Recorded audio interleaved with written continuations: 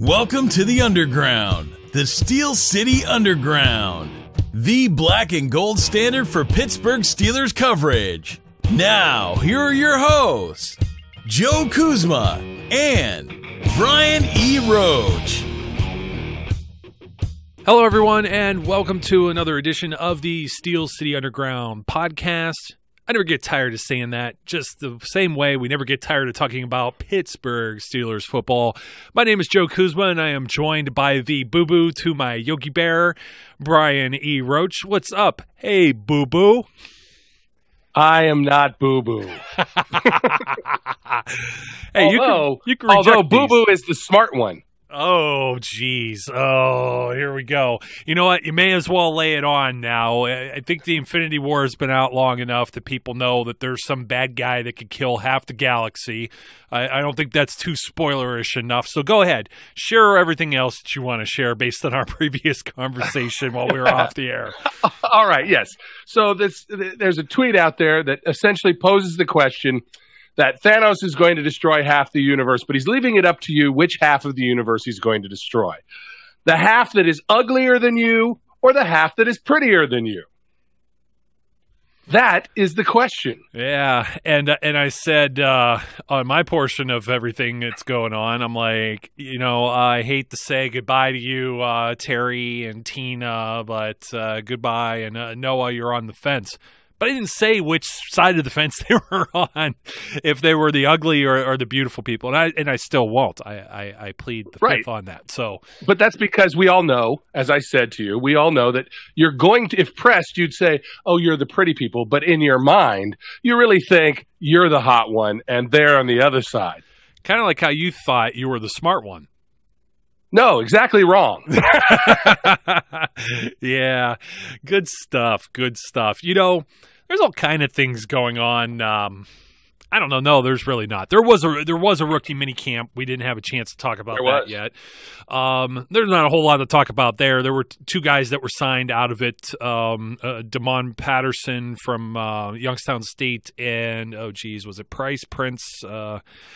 You know what? There's a company with a very similar name, and I keep getting them confused. Like Price, RL Prince. He's the offensive lineman from North Carolina.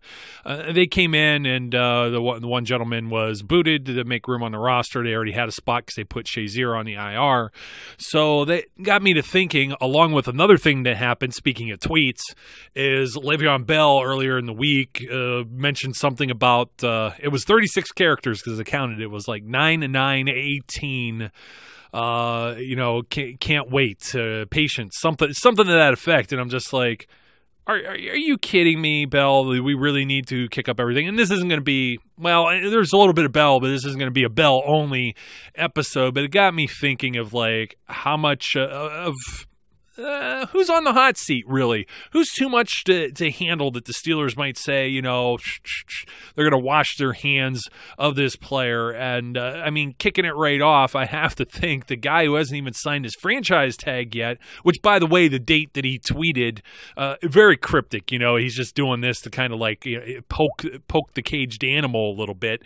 That would be week 1 against the Cleveland Browns up at Cleveland. That would be that Sunday. So he has until, it's right before training camp. I think it's July 16th, if I recall correctly, maybe the usual 4 p.m. cutoff or 1 p.m. cutoff Eastern time to sign, not to sign his tag, but before the Steelers lose the ability to do anything more than a 1-year contract, or any team in the NFL loses the ability to do anything further than a 1-year contract with any of their franchise tagged or franchise, I don't know how that is, designated by franchise tag player. They have some real legalese to that.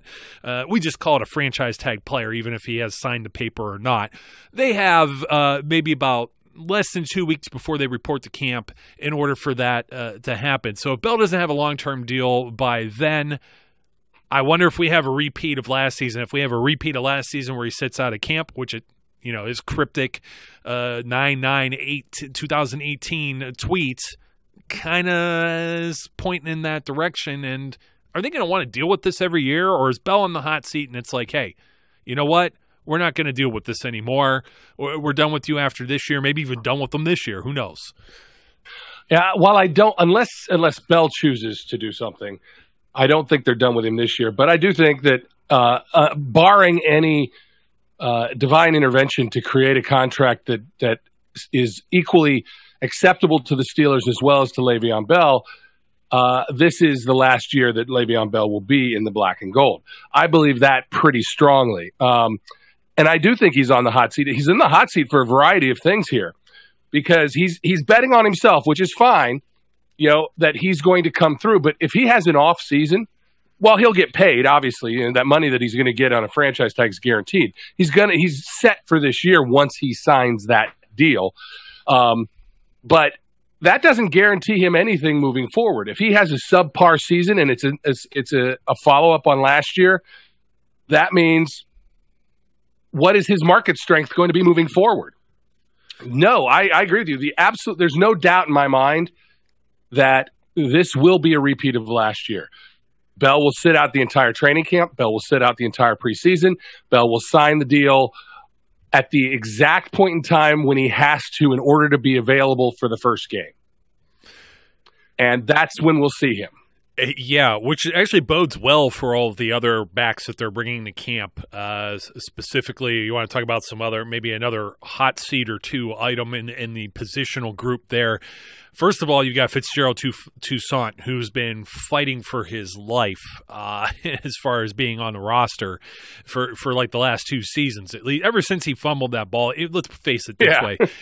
Even before he fumbled the ball, he really wasn't supposed to be playing to begin with. And he turned out to look halfway decent and better than what we could even imagine. And you know what? To say hot seat, just to give kind of an idea of what we're aiming for here, are players that are maybe at jeopardy of losing their starting position or just, not being around for much longer. And I'm kind of looking past this 2018 season into 2019, but it should be 2018 too when you're talking about Toussaint.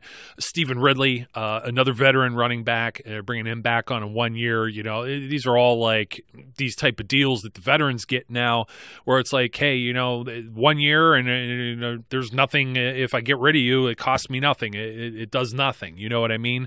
So yep. Ridley didn't look too bad last year. Of course, James Conner coming back off of an injury. He was definitely drafted with all of this in mind, and so is Jalen Samuels. So I think Connor's pretty much safe. You look at a hot seat perspective, all these other guys are going to get carries, are going to get touches in camp. This is how the nightmare, Terrell Watson, ended up making the roster last year too. So you look beyond that, and the Steelers are going to have a lot of looks if Bell's not in camp, and they're going to know what they have going forward and if they need to get someone else. And, of course, they'll know by camp whether or not Bell is signed to a long-term deal. And if his concept is to maybe not do that, hold him out, who knows? He probably likes the contract. He just doesn't want to go to camp. I'm putting some words in his mouth. That's the way I think because I'm lazy. So I don't want to do all that extra work. Screw it. You know what I mean? But it puts him on the hot seat because he's opened his mouth. He said a number of things about contract and the amount of money he would like to be paid. And now he sends out, can't wait. Well, maybe he can't wait because, he's going to do all this preparation in camp and play in all the preseason games and, and do all these things and visit, orphanages around Pittsburgh and all these great things that Le'Veon Bell can do. So it could be on the opposite side, but it's just like, I swear he is just trying to level up as a master troll or to a master troll. I think he may already be a master troll. He's trying to get up to like level 2 or 3 now by sending out these tweets.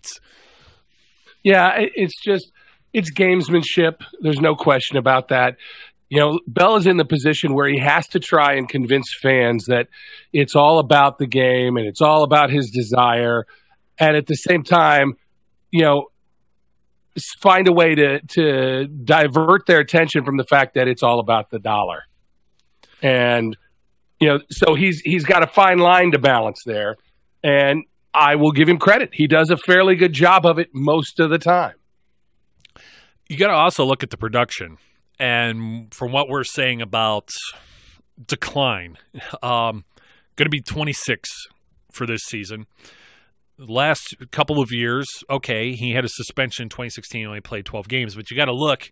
He had, let me see here, 60 more carries in 2017 compared to 2016 and only got 23 more yards out of that. That's you know what I mean? That's not too good. That's not too good. 2 more rushing touchdowns. His longest run was 27 yards. We've mentioned that before. His yards per average dipped. It went down to 4.0. At times during the season, it was in the 3s, especially when you're talking about the opener with the Cleveland Browns, which I'll pull up here in a second. As far as a receiver, he wants to be paid like a number 2 receiver. Only caught 10 more balls playing those extra 3 games in 2017, and that was only good for 39 more yards. Had the same amount of receiving touchdowns. Now he's certainly a weapon, but the question is, after he's 26. Do you want to make him, I said, is he worth 2 LaShawn McCoys? Is he worth 2 or 3 Dion Lewis's when you're talking about what guys are getting paid out there right now in this market? And for a guy that's going to be a 27-year-old running back and maybe 300 or 400 touches, depending on, his carries and how many times he's targeted, boy, that seems like a tough sell for a 3 or 4 year contract, and you're paying double what the next guy is. So Bell on the hot seat, in my opinion. Yeah, I don't disagree. Here's the 2 stats that I think we look at with him for the last 2 years are, as you were saying, yards per attempt, and then yards per reception. And one of the things we talked about last year is that even though Bell was getting targeted a little bit more than normal, he wasn't breaking away. He wasn't causing the big, giant plays. He was oftentimes going down at first contact. And that is portrayed, he dropped 8.2 yards per reception in 2016 down to 7.7 on more receptions, but, with less production per reception. Yards per attempt dropped from 4.9 down to 4. That's almost a full yard. Well, if you have that kind of decline again this year, or a steady state, what you're then seeing, or anybody looking at it is going to see, is a running back who is on the downside of his career, whether that's due to the amount of mileage on the tires, or the fact that he holds out of training camp and therefore isn't ready to go. Really, whether he says he is or not, he's not. He's not in football shape when he first comes into the season. So yeah, I think he's on the hot seat big time. He's on the hot seat for his future anywhere in the NFL, as far as trying to get this big payday he wants, and he's certainly on the hot seat with the Steelers. Yeah, I don't know. I'd have to look and see what type of teams. Of course, this will be kicking into next year. What type of teams have the cap space to even sign him? But I'm going to assume that less than half. And probably half of those teams would even have interest, barring that they don't already have somebody they're investing money at the running back position. And just to give you kind of an idea of Bell's season last year, that, of course, deja vu here because they're going to open against Cleveland again on the road for 2018. But in 2017, only 10 carries, 32 yards, 3.2 average, 27 for 87 for a 3.22 at home, the home opener against the Vikings last year.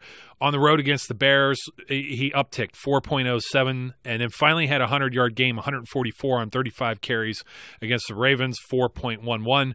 Dipped down against Jacksonville, only had 15 carries there. It was a 3.13 yards per average. He had an insane 5.59 against the Chiefs. They couldn't stop him, so he had 179 yards rushing against the Chiefs, 134 against the Bengals. Then all of a sudden you get around, let me see, not quite the bye week just yet, but they were Lions, 3.04 against the Lions at 3.08, 25 and 26 carries with the Lions and the Colts back-to-back there. And 3.83 in that blowout with Tennessee, only carried the ball 12 times. Some of that situational football, too, so I don't want to say that with the Titans, but certainly it wasn't situational with the Lions or the Colts. They just couldn't generate a whole lot. The Packers game, 20 for 95, 4.75, 4.22 against the Bengals, 18 carries. Baltimore Ravens, 3.69, only 13 carries in that game, which was the shootout at Heinz Field that ended on Boswell's foot, 39-38.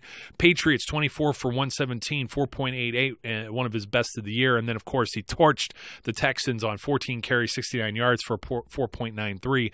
That middle kind of batch there where he's under 4 for, the Bengals, the Lions, the Colts, the Titans, I'm going to throw that one out, but the 35, 25, 26 carries, you know what I mean? You could say slow start all you want. That's why I think hot seat. Now, what could be even more of an issue this year is what if the Steelers, they're going to put their best players on the field. So are they going to run the tires off the guy, like as people try to say? They're going to try and get the most out of him?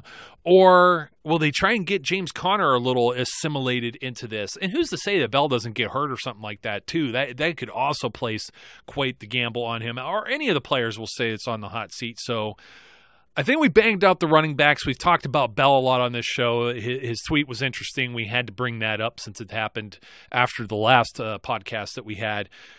I got to go all the way down the positional group for the next one too, with the exception of Mason Rudolph.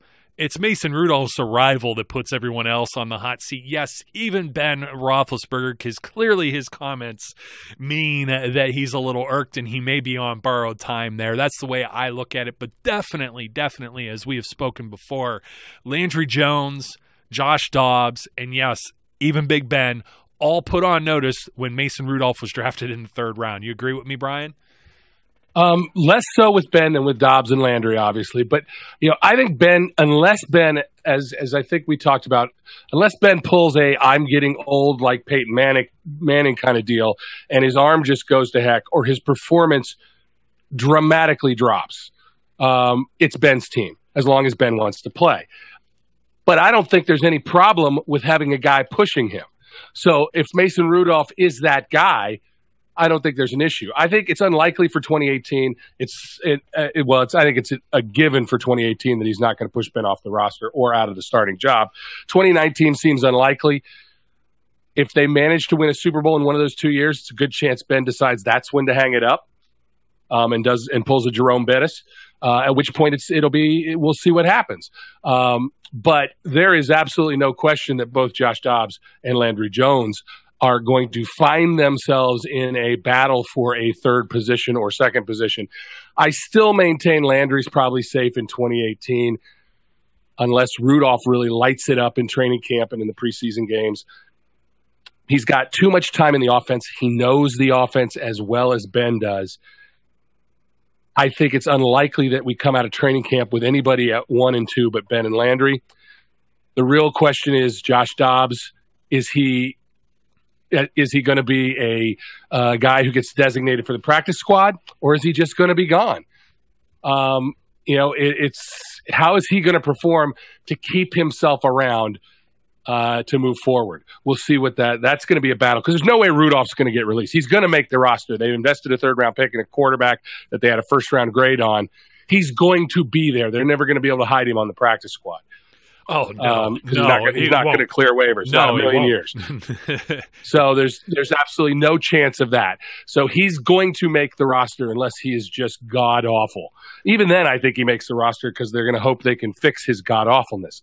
I'm not saying he will be. I think he will be a fine guy to develop, but we'll see.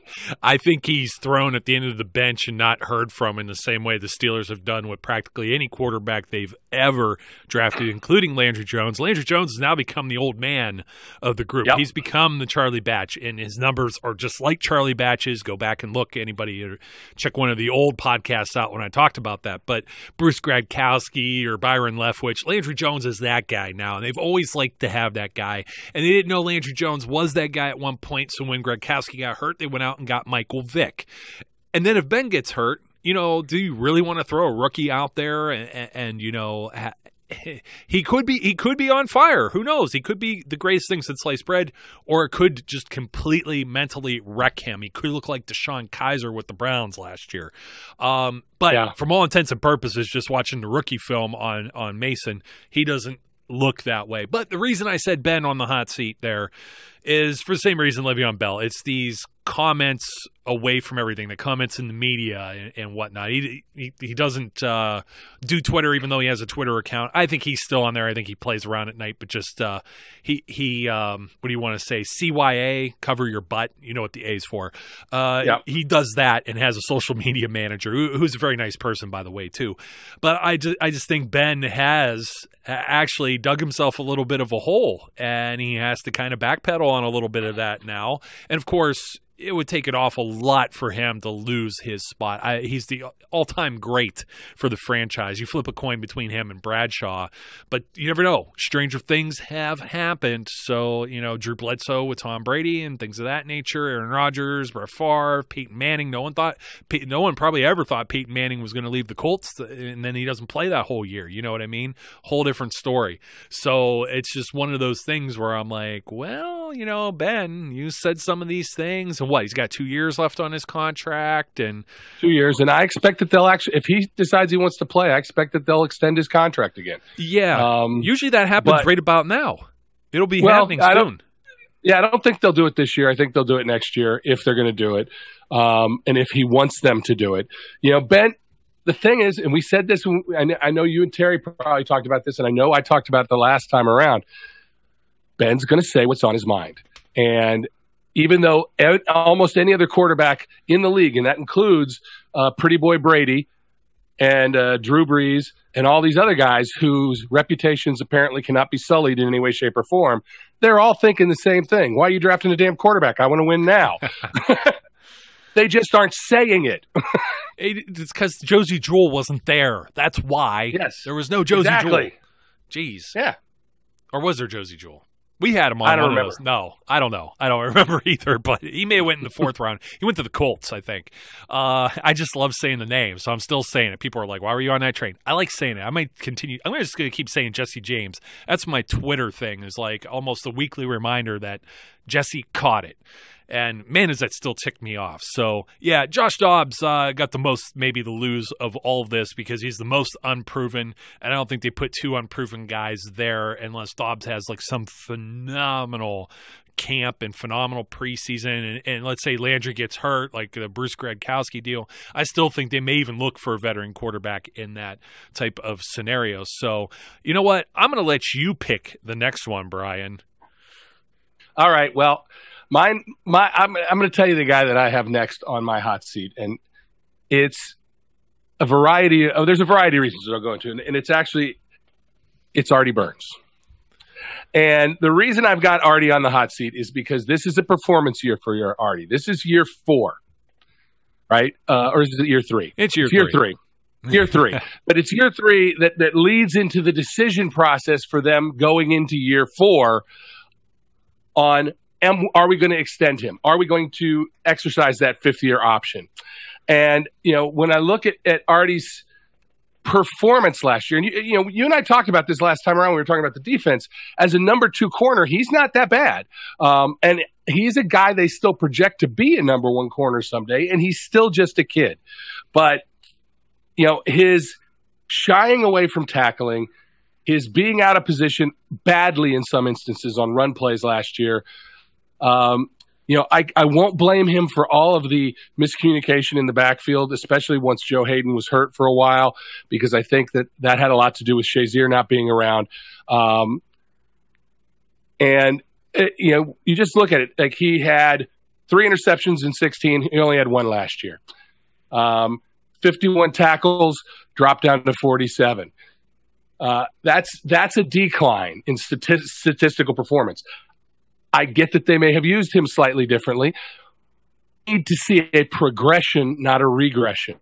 And so not that I think Artie's going to be gone in 2019, but I do think his long-term future is impacted by how he plays this season.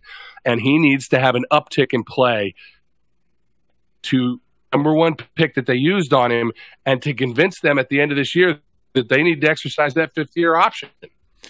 Yeah, and you know what?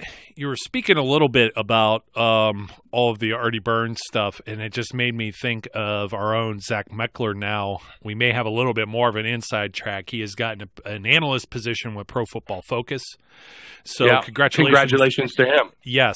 So now he can maybe clue us in on maybe why Artie Burns, what was he like in a 40? He was like 41st, I think, maybe ranked corner. He'll be able to give us maybe a little more insight on that, or maybe not. Maybe it's the Colonel's secret recipe and Chris Collinsworth has it locked away in a vault somewhere. We don't know. But, I have nothing against Burns being on the hot seat the way you're saying. The other thing is, too, you got some of these other, I don't know that Mike Hilton would ever be like a boundary corner type, but you still have Cam Sutton, I think, is somebody that could play inside or out. I don't know there's really anybody to push him, but like you say, if this isn't a great year, and barring any like major setbacks or injuries, I felt the same way headed into this draft, that they didn't have a whole lot of, quote, needs, like bare necessities, especially when they signed John Bostic. That helped at inside linebacker. It may be the weakest spot on the positional group on the team, but it's because you don't know what's going on with Shazier. You weren't expecting that, and Shazier is a player you just don't replace. It's like, right. I hate saying in the same breath as Troy Polamalu because he's had a much shorter career, Ryan Shazier has, but these are elite players. It would be like David DeCastro. There's a good example. You just don't go and grab somebody in a draft that just replaces David DeCastro, especially when you're drafting late in the first round. So, but with Artie Burns, if they have a chance if they see an upgrade, and I keep thinking about this at various positions, and this isn't to like crap on anyone. These are some players that are maybe, have to prove it this year. These are guys that maybe are at the bottom half of the roster where it's just the business of football gets caught up in them because they're all on, or they all have been on maybe a 53-man roster. So, they're deserving. They're Pro Football players. They're talents. But if the team feels they could have an upgrade over somebody like Artie Burns, they're going to go and take that upgrade because they're not like one of these teams like the Jets. Speaking of which, could you imagine taking some of the – I feel better about Mason Rudolph just based on the depth chart that the Jets had for quarterback last year with like Bryce Petty and Christian Hackenberg and Josh McCown. And they added what? Teddy Bridgewater, and they added the other kid, the Rosen kid. Was it Rosen or Allen? I get them all. Or no, they got Darnell. That's right. Yeah. I can't even keep track of all of it. There's too many quarterbacks. I feel kind of good with the situation the Steelers have with that. But again, the reason they're able to grab somebody like Rudolph is because they didn't have a tremendous amount of needs elsewhere. So if they feel there's an upgrade somewhere, and this is your other guy that you had picked, I'll give you the credit, even though I'm going to mention a name, Sean Davis. Possible hot seat, because guess what? They did exactly that in the draft. They went and they grabbed Terrell Edmunds. And we don't know. Edmonds is playing all over the place in the rookie camp. He lines up with some linebacker positions. He lines up at safety. Sean Davis may actually move over to free safety still. That's something that's in the discussion phases. They'll probably work those kinks out early on and see how that move may work for him. But it's just, I don't know. I don't want to lose my train of thought here, but first-round pick, okay? First-round pick, you know what? You got to hit these, and they make a decision on some of these. So, like when you have somebody like Bud Dupree, they're already vested with that fifth-year option. And just to go back and explain what that is a year before their contract's up, as these rookies that are first-round picks enter their fourth year of their rookie deal. If they're a first-round pick, a team can basically use what's the equivalent of like a first-round drafted player franchise tag and keep these guys for a fifth-year option, as it's called, and they get paid substantially more than they on their existing rookie deal, but it keeps them for one more year. And of course, they could cut ties too, and it doesn't really doesn't hit their bottom line whatsoever. That's what Artie Burns' future is looking like after this year. He's going to be in the same spot that Bud Dupree was now. A guy like Edmonds would be further down the road, but Sean Davis is not. Sean Davis is going to be entering his third year, and then he will be into a full-blown contract year come 2019. Yep. And I put him on the hot seat because of the potential move. They drafted heavily at the safety position. And when we talked about the position, I realized in the last podcast, we didn't even mention Sean Davis. And that's because we understand he's the guy now. He's the ingrained team veteran. He's not the oldest tenured player. That'd be Burnett. But, I think he's the team veteran now, right? He's going to be going into his third year. That's pretty scary that's the oldest guy on our defense, right? The guy with the most experience within our defense. Well, yeah, in the secondary. In the secondary. Him and Burns. So yeah, him and Burns.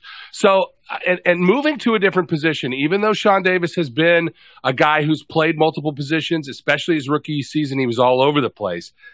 The reason I put him on the hot seat is that I don't think he had as down a season last year as a lot of people did. I thought he had a solid year. I think he got hurt because I think Mike Mitchell was not the communicator they needed in the backfield. And once Shazier was not there to help bolster that, I think that became a problem. I think it was a problem even before Shazier went down.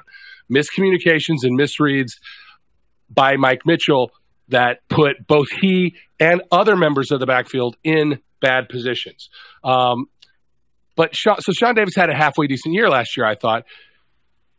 But I put him on the hot seat because whenever you're going to change position, that puts the onus on you. Now if in fact he moves to free safety, which seems very likely is a possible move, that means he's got to perform now at a new position at a high level because it is the third year, and the third and fourth years on this contract are really going to determine whether he's a Steeler after 2019. And the kind of deal he's going to potentially be able to get.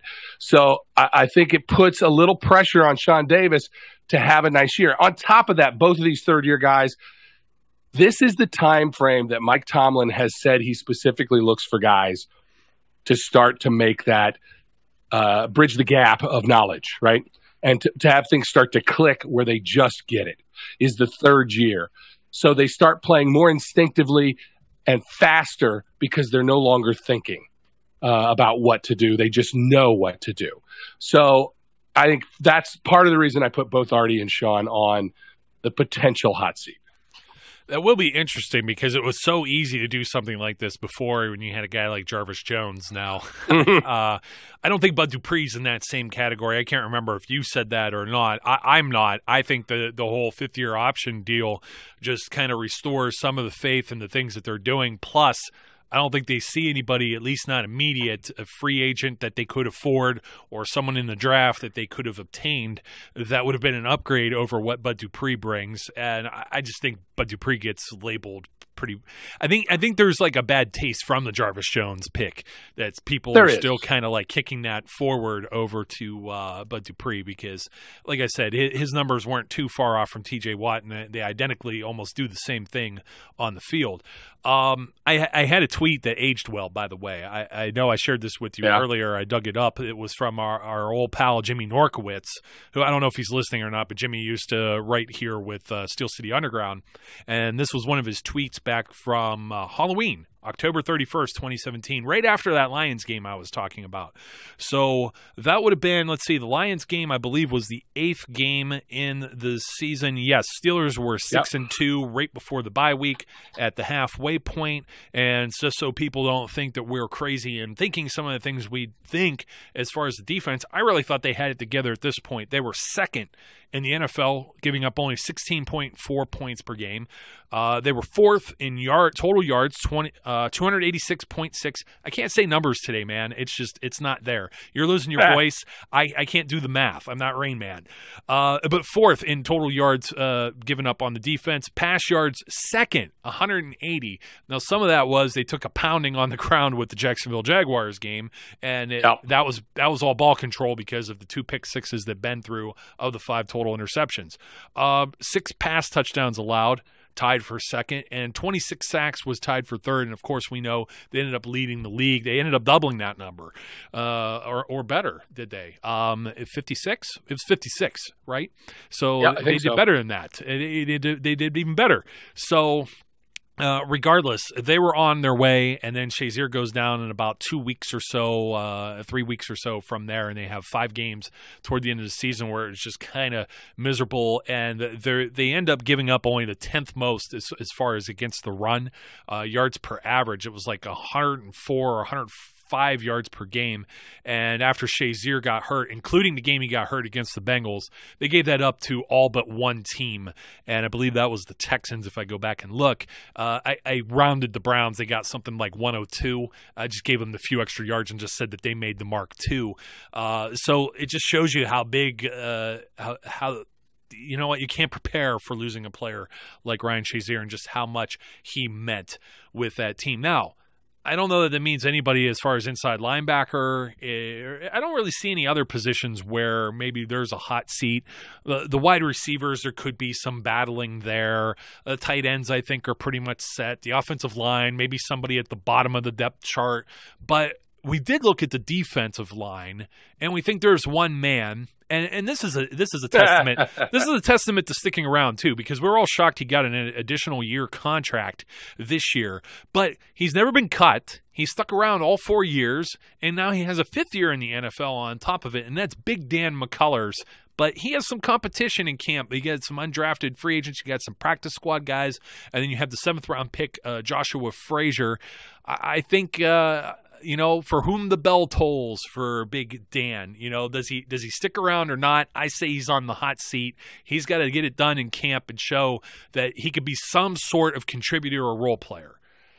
Yeah, I want to mention that I did pick Bud as being on the hot seat, but because he needs to have a solid year in order for them to keep that 5th-year option in place. They can still take that back. They can still pull and rescind that 5th-year option. So if Bud has a really down year, that'd be a problem. And I think later on in another show, we should probably talk about how these guys are being asked to play, because if you look at the statistics from year to year, you'll really understand why they're not going to be the Joey Porter, Greg Lloyd, Kevin Green type of linebackers that everybody wants them to be. We've hammered it over and over again, but the stats are going to show you that they're just not going to be. Now, that being said, I don't think Bud is bad, and I don't think he's having Bud in the same sentence as Jarvis Jones is ridiculous. It's an insult to intelligence as well as Bud, because they're not. Jarvis is the pure definition. Wait, hold on. We have Yinzers that are out there that sometimes there was the one guy. I won't mention names. I won't mention who brought it to my attention because I know they responded to it. But it was, who did they sign? Like one of the rookies, one of these guys out of the rookie mini camp, or they signed one of these undrafted free agents and it said, fire Tomlin. Why does he keep signing all of these unproven, inexperienced guys? I just don't understand. There are 90 people on the roster right now that they bring to camp and then work everything out. So you do kind of have to explain the separation between Jarvis Jones and Bud Dupree, because some people, they're drinking too much of the Keystone or the Iron City during these Steelers games, and they're just not getting it. Yeah, they're not the same. Jarvis Jones's picture has now been supplanted in the dictionary next to the word bust, okay? He is a bust. He was not good. He didn't pan out. He had some potential, but they should have known, looking at the kind of player he was, that he wasn't going to fit with what they wanted to do. He's not even in the league anymore. He's a bust. Bud Dupree in one season had more sacks than Jarvis Jones had his entire career. He's not a bust. And he missed half the season. Yeah, exactly. He's not a bust. It's not the same thing. And on top of that, he plays a different type of outside linebacker position than what they asked Jarvis Jones to do. You can't make that comparison. Okay. That being said, yeah, Dan McCullers it's a mystery and a wonder how Dan McCullers is still around. I think it's the allure.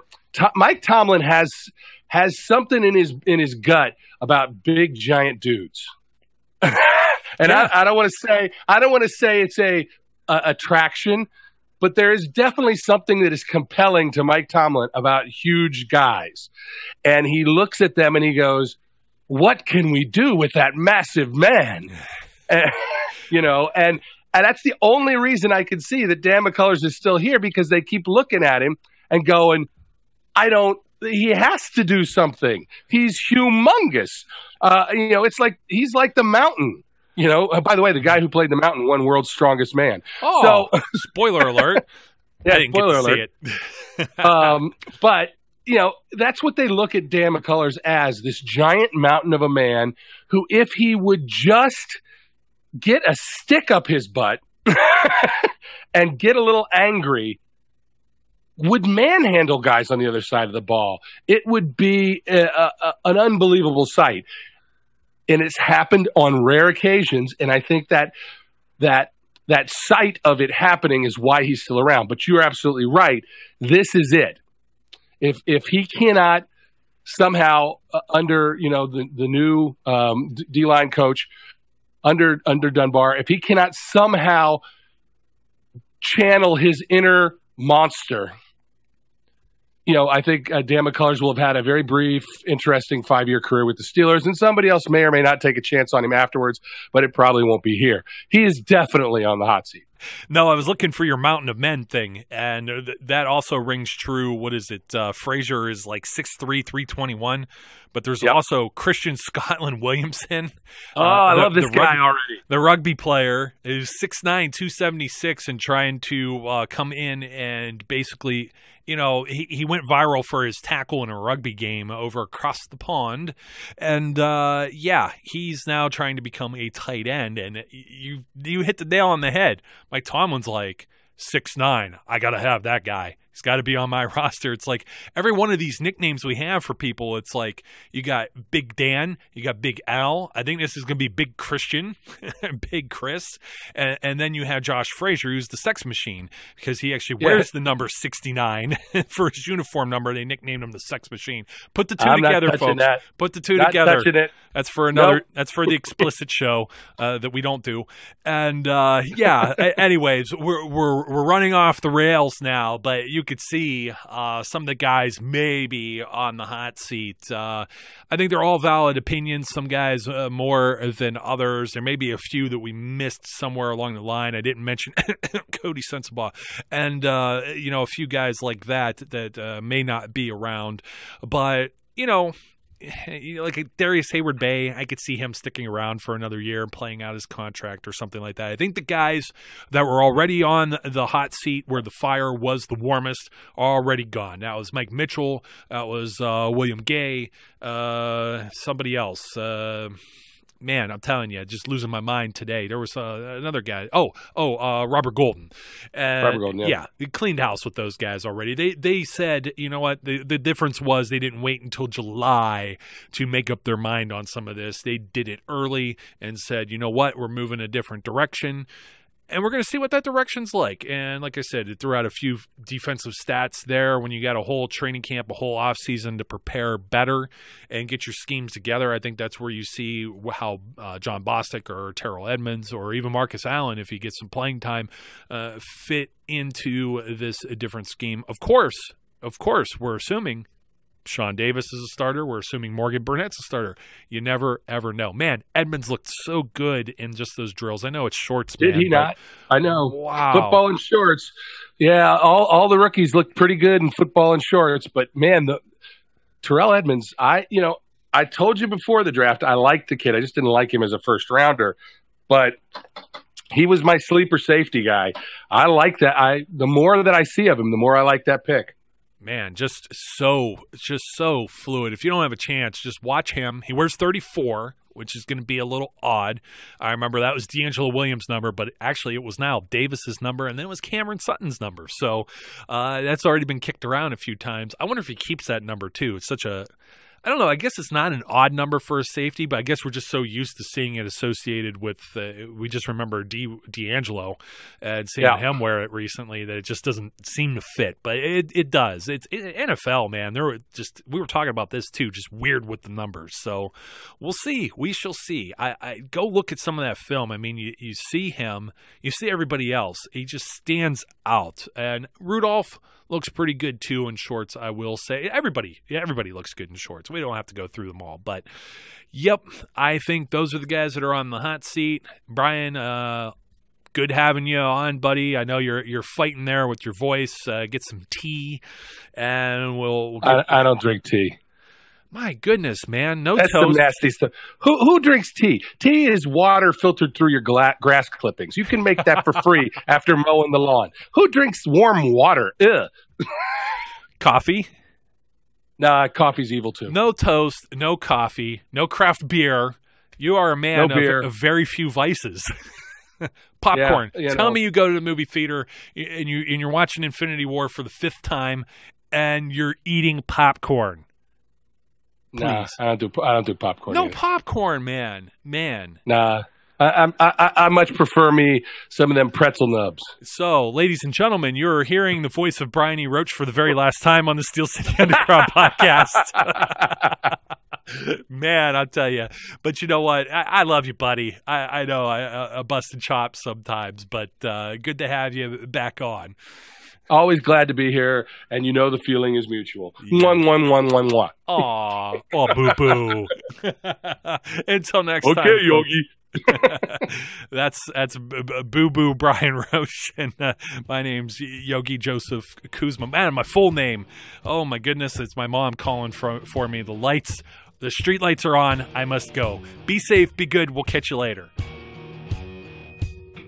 We would like to thank you for listening and remind our listeners to follow us on social media and our website, www.steelcityunderground.com.